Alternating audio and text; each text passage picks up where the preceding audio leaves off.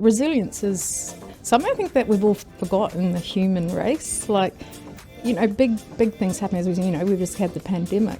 It's a part of learning in life. I think that even as kids, you need to understand that this does happen.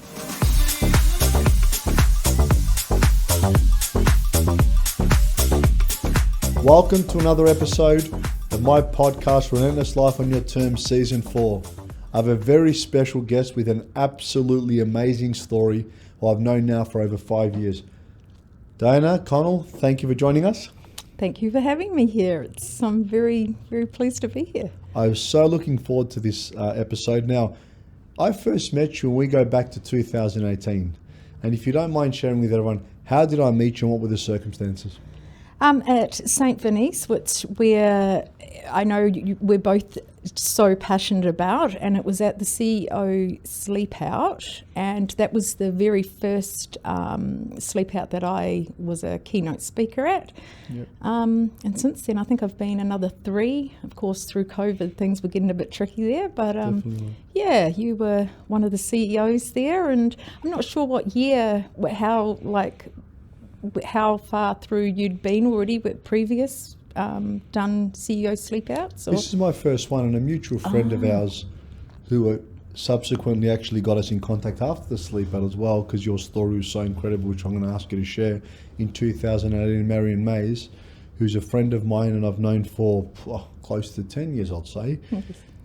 You shared your story, which was incredible, which I'm going to ask you to share points of that as well. Mm-hmm. And then we connected after that, and since that you've come a long way since the Vinnie CEO Sleep, and I'm going to mention a story, 2022, which actually blew me away. But before we go there, tell me why you were a keynote speaker, because obviously you were affected by homelessness as well. Correct, yeah. So I was up in the country, originally, coming up 21 years ago now from New Zealand. So I'm actually still a New Zealand citizen. Very, very tricky to become a Australian citizen coming from New Zealand, and I had 2 kids, husband, married for 25 years, and he gradually became very violent in many ways too, different forms, mentally, physically, money, everything. Like, it was just very full on, and as stress sort of built up, he became more to the violent side. So eventually my daughter was at university down here in Melbourne. My son was finishing year 12, so he had a couple of months there to go. He's doing exams. Like 18 to 20 sort of ages? Yeah, so my son was 17 and my daughter was 20. Yep. So we got violently kicked out of our house. My ex was actually in the end charged with battery and assault. But we couldn't go back to our house at that stage, so we left with absolutely nothing. We went back and got our car and with the police. And my son, of course, didn't want the community to know. It's a small community in the country, dairy farming and everything, and he didn't. I mean, it's sort of social suicide, really. If you're, if all your friends and everyone find out what's happening, and you're a bit embarrassed, probably, or absolutely, a bit understandable. Absolutely, and also country's very cliquey too. So they do the extreme, over the top. We don't want to get involved. Understand. So we slept in the car. There was no safe houses. The closest one was 2 hours away. So with my son finishing his year 12 exam, that just wasn't going to work, and of course no finances. My husband shut down the accounts, joint accounts, and of course my job was on the farm, so we lost all income as well. So we slipped out of the car at a McDonald's car park, which was half an hour away from the little town where my son went to school. And we just sort of thought, well, that was the safest place, used their facilities. One proud mum here, Ben, got through all of his exams and passed them all. So it's incredible. Through everything that we were going through at that stage. So if that's not a test of resilience, I don't know what is. Absolutely. Yeah. And my daughter, she of course, I couldn't afford then also to pay anything for her studies down here or her accommodation. So then there was 3 of us with, of course, no jobs, and because she was studying, my son just finishing year 12, and I'd come off the farm. That was my main income, and I was extremely sick at the time as well. So I'd been through a lot of cancer, many surgeries. I'm missing a lot of my left lung. I've had, just about every surgery really you could think of. And so I was actually on a machine that also needed plugging in, and then it would run for a little period of time on a battery. So I'd use the facilities at McDonald's to do that as well. So look, think of the story. And I remember when you spoke in 218 and you were saying to people, and I think we take things for granted, like the ability to have nice food, clean food, clothes, shelter. And you remember you said, I didn't know I had a bag packed, didn't know when I would have to grab that bag with 2 kids and go with just the car. And I remember thinking, wow, I can't even imagine or comprehend what that's like.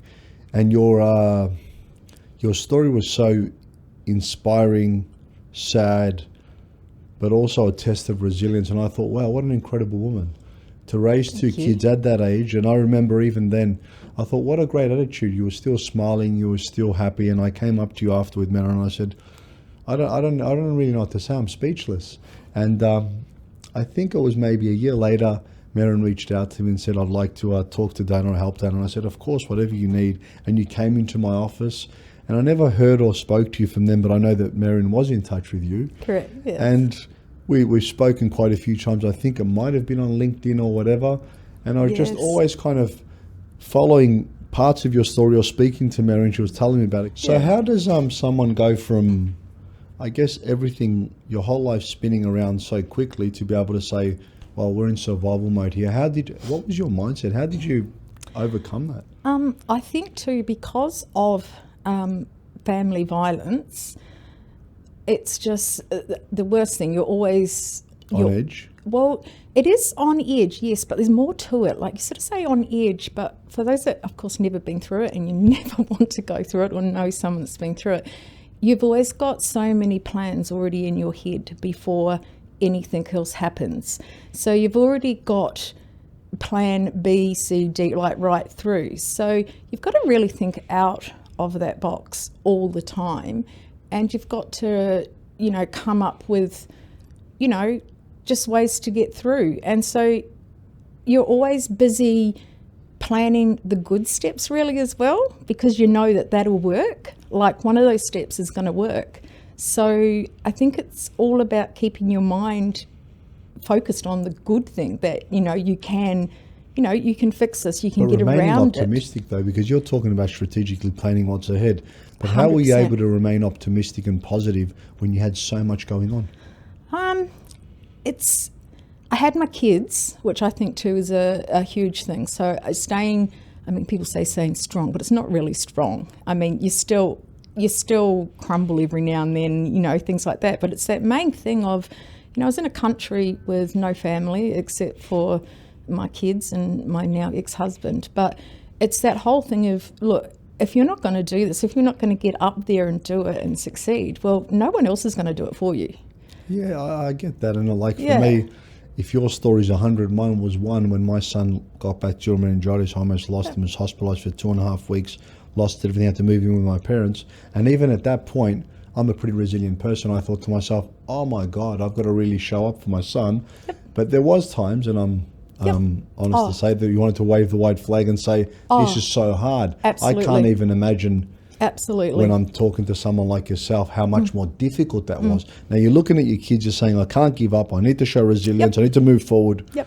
But everything seems against you. Yep, absolutely. But I believe 100% it's planning and just keeping in focus that it's going to work, because there's no other way. You've got no choice. You've got no choice, but it's not even about a choice. It's that whole thing of, if you think positive things are going to happen. Like attracts like. I guess it's like a magnet. Absolutely. And I can thank my parents how I was brought up as well, of course, for learning that at a young age. And I think that's such a big thing. Resilience is something I think that we've all forgotten in the human race. Like, big things happen, as we've just had the pandemic, and you do need to. It's a part of learning in life. I think that even as kids, you need to understand that this does happen. You know what? It's for someone like yourself, that's probably like a walk in the park, the pandemic, and I guess it has taught us that we are so resilient. But and I guess you do want to lead by example every time. But having Absolutely. to face those challenges, and for me, and I'm sure for so many people out there, domestic violence is just a massively unacceptable thing for anyone to go through. Absolutely. Never mind a mother with 2 kids. And when I saw you the other day, I remember you were saying to me, which we're going to talk about a bit later, I really love organisations like Vinnie. They've helped me. They get me back on my feet. And you said to me, and I don't think I'll ever forget this, you said to me, I want to get back on my feet. I want to do something. I like sharing my story to inspire people, but I want to help and give back.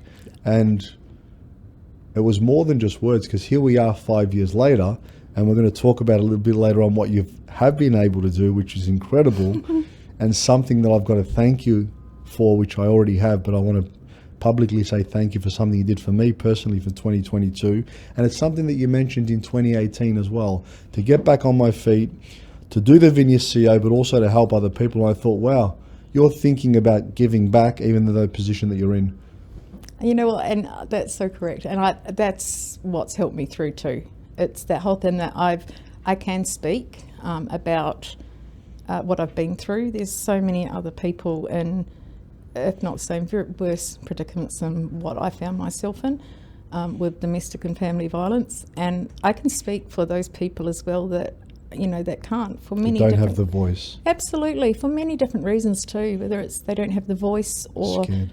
Absolutely scared, and which I am too, and always have been. And I still, to this day, have a go bag in the back of my car. Whenever I park anywhere, I back in, just in Remember case. when you shared that in 2018, and Yeah. I thought, I don't even know how you'd even be able to. Hey, I've got to go.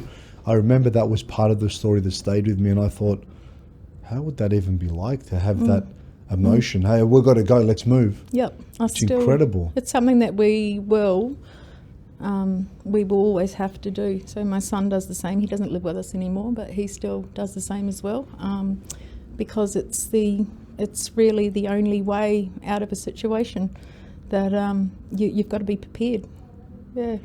Well, look, it's like what you said before. You're always thinking 3-4 things ahead, but I think what I've taken just from what you said, to have that mindset in a positive manner, to impact a good outcome, but also to attract good things in your life, I think that would be the most challenging part, because a lot of people think, this is just too hard.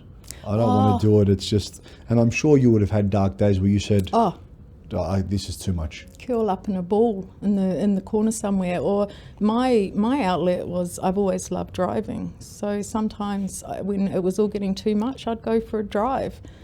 And it was just beautiful because it's nature. Like I'd end up you'd have a little plan, whether it's the ocean or wherever it is. And I just think nature, it just sort of brings you back to where you should be and what you should be thinking about. And, okay, we've got some glitches in life and it's not going how we ever expected. Like I never expected my life to go this way.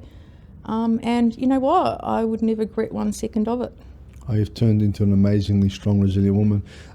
Driving for me, it's a funny thing. I don't think I've ever shared this. I'm not a fan of driving. I can't stand driving. Okay. I just don't like it. Even if I buy a new car, I'd give my keys to someone, you drive me. But recently, in the last 3 to 6 months, I've had a lot of challenging circumstances. And the weirdest thing happened to me. I found myself in the car driving for an hour to 2 hours aimlessly. I feel like I'm an Uber driver not picking anyone up, and I make fun of. I'm like, my mate goes, where you go? I'm Uber driving. I haven't picked anyone up yet. You feel and so I free. found peace or solace in the car. And it's something that I've never liked, never wanted. Now that things are back to normal, again, I don't like the car. Don't like the car. It was only for that period of time. And I just It's thought, so I'm going to grab the interesting. keys and drive. And I thought, I never thought I'd be a person driving. But for that 6 months, I don't know. I think I might have felt free. It is, I had it's no idea free. where I was going. no idea what I was doing. Yeah. And if a friend would call me, goes, "What are you doing?" I go, "I'm Uber driving again." He goes, Yeah, "Pick that one up." I go, "Pick that up for days." I just kept driving. So I just did found and that's what I did. And it's that free feeling. And I think it's if you feel like putting music on, you put some music on. If you just want the silence, you can have the silence.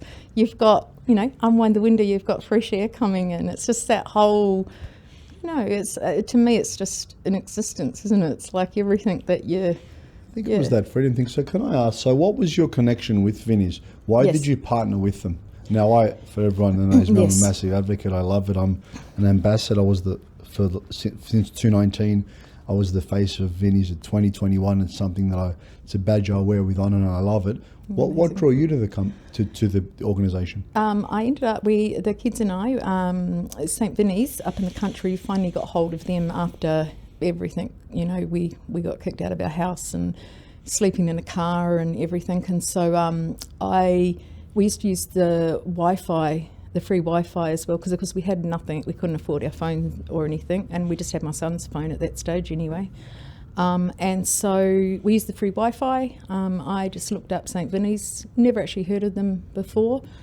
And yeah, I just sort of rang them, and we ended up going and seeing them, and they ended up finding us a safe house down in Sunbury. So once again, huge hard step. We didn't know where we were going or anything because it was a safe house.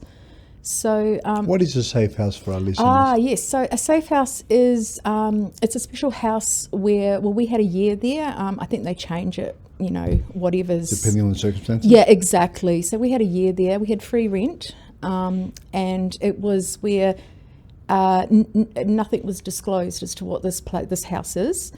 And everything is, it's a secret squirrel, I guess you could say, the good old saying. So there was no way to sort of, track people down there or anything, and even all the neighbours never even knew that it was a safe house.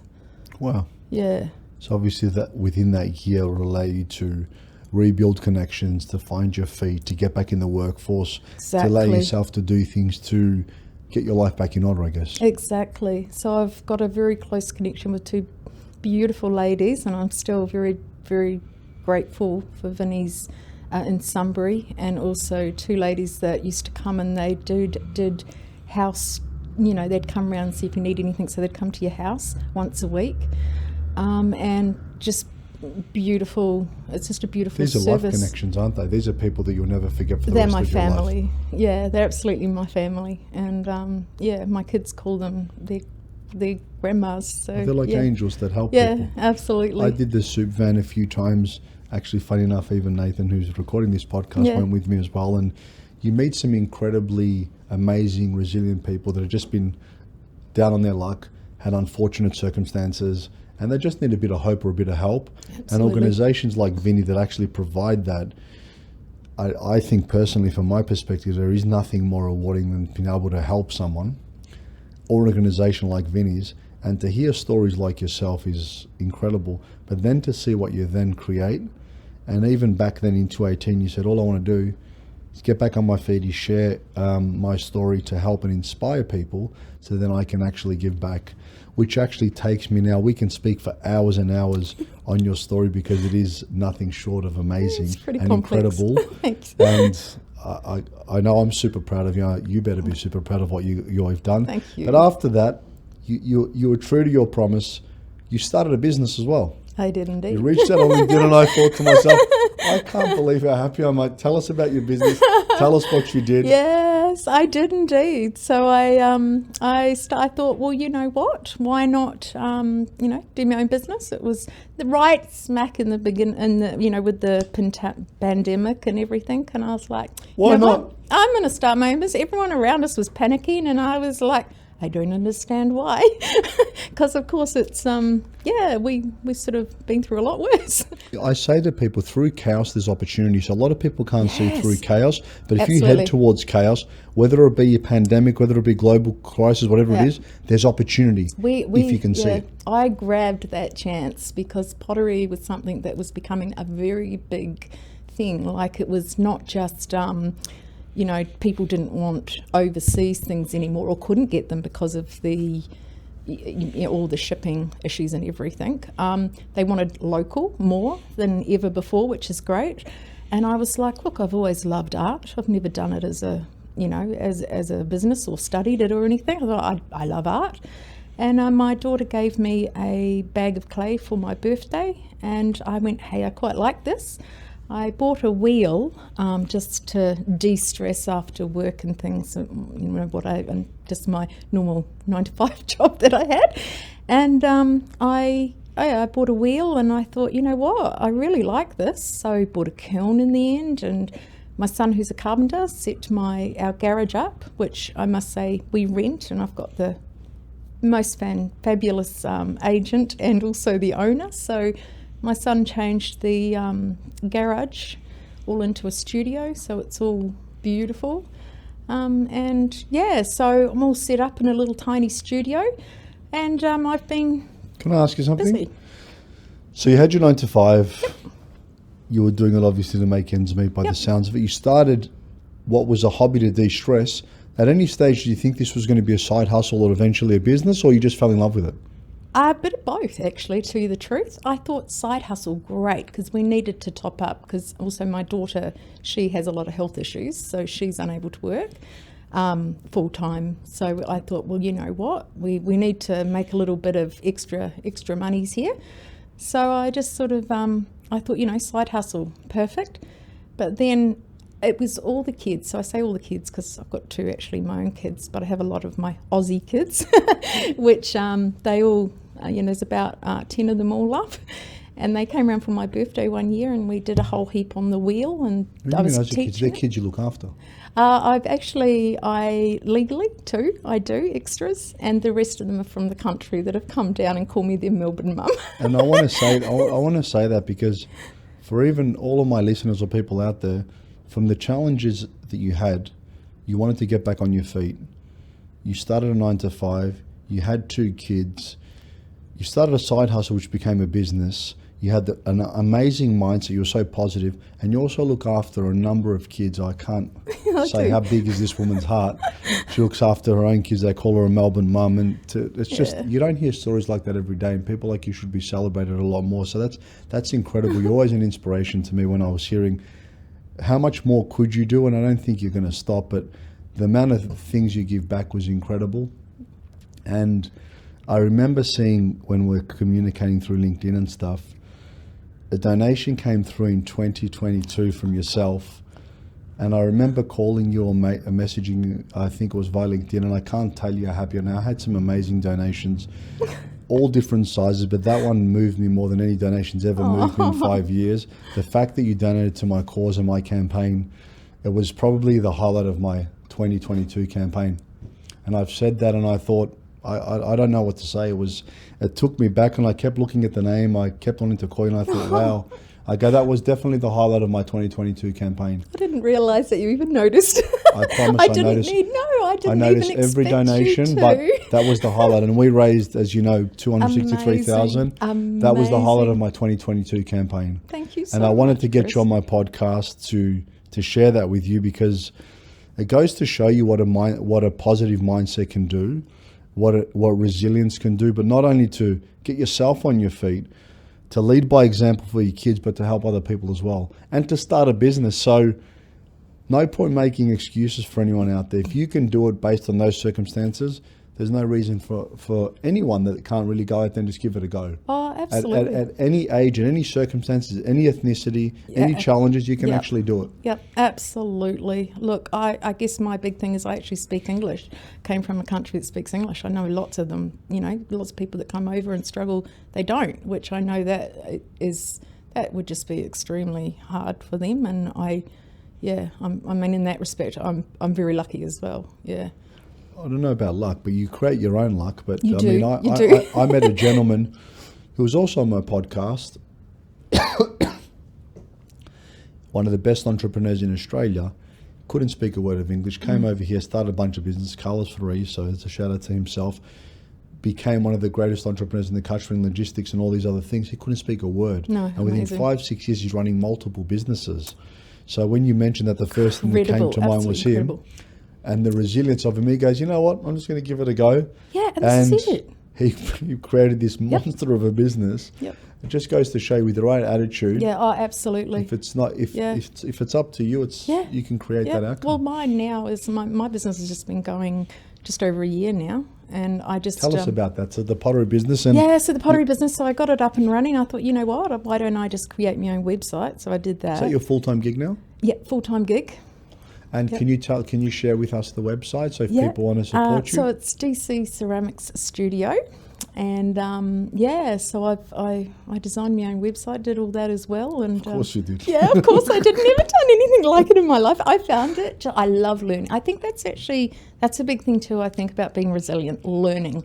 You can never learn enough. Stop learning. Yeah. I'll put all the comments in the links below, and you did actually bring something for me as well. I did indeed. I was actually said thank you so much for myself and Billy. I will just come across. Thank you.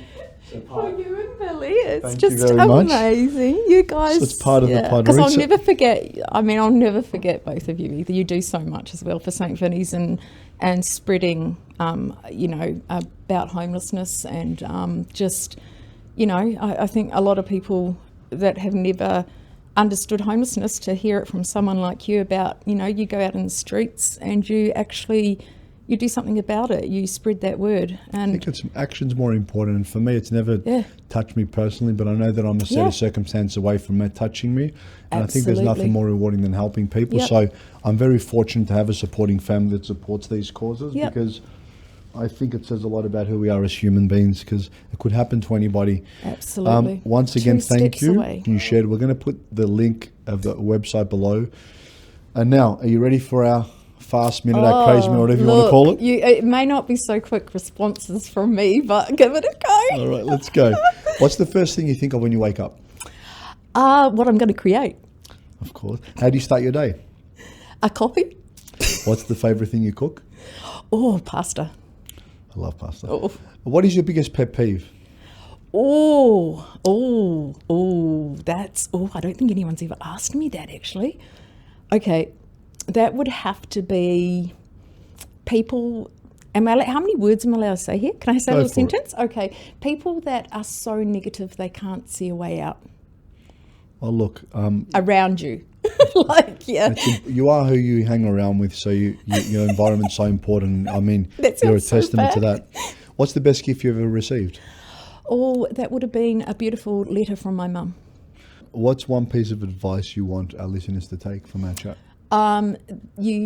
There's no such thing as failure. You just keep on going and going. If it doesn't work on that line you're doing, go a little different direction. One of my mottos is you win or you learn. So you're always winning. Absolutely. Favourite food? Favourite food? Pavlova. I love pavlova. Favourite colour? Is yellow. Yellow.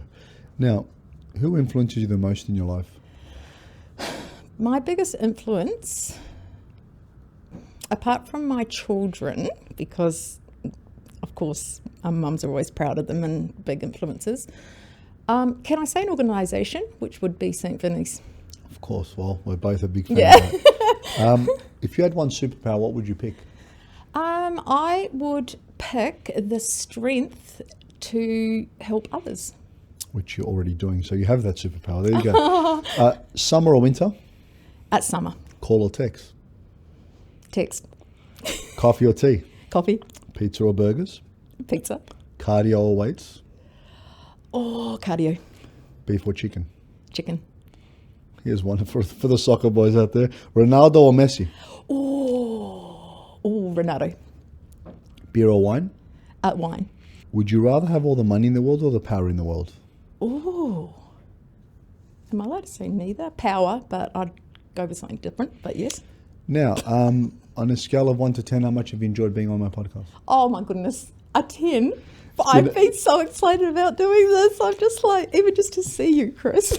I'm always the same. Now, for those of you who don't know, it's the fastest growing demographic in homelessness is women, single women over 55. It is a massive issue. Shout out to the 2023 St Vinnie CEO Sleepout in June this year. For all you CEOs, please come and join alongside myself and all the other great CEOs in this country trying to raise money and awareness. To all you people that have donated to me, that want to donate to myself, and all the other shows, please get behind us. We need to raise as much awareness as possible. To the people like Dana who share their amazing story and then continue to go from strength to strength, to then donate and to do things like that, we wouldn't be in the position we're in to be able to keep improving, raising awareness and helping homelessness in this country. If you love this podcast, don't forget to like and subscribe. And obviously, finally, a very special thank you, Dana, for coming on the podcast. Thank you. Thank you. My absolute pleasure, Chris.